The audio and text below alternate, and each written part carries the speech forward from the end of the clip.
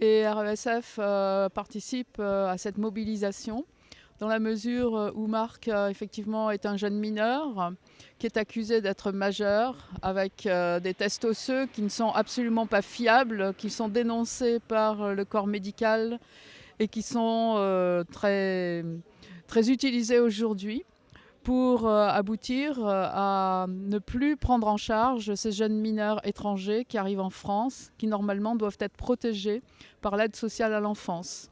D'autres jeunes sont aussi accusés d'avoir menti sur leur âge. Certains sont en prison. L'un d'entre eux, Jérémy, a été pris par la police des frontières mardi dernier. Il a été jugé en urgence et aujourd'hui il se trouve dans une prison, soit à Villefranche, soit à Corba. D'autres jeunes encore se trouvent au centre de rétention. Avec les militants de RESF, nous sommes allés les voir et nous sommes absolument consternés du fait que tous les jours, ou très souvent, nous en trouvons de nouveaux qui sont enfermés et nous apprenons que certains sont en prison et d'autres en centre de rétention.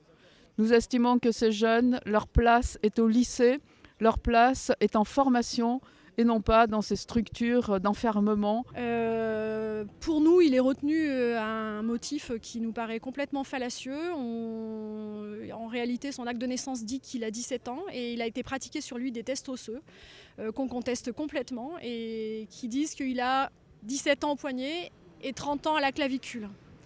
Voilà, et c'est le prétexte qui fait que, étant majeur, et plus mineur isolé en France, l'amène à être considéré par la justice comme quelqu'un qui doit quitter notre pays.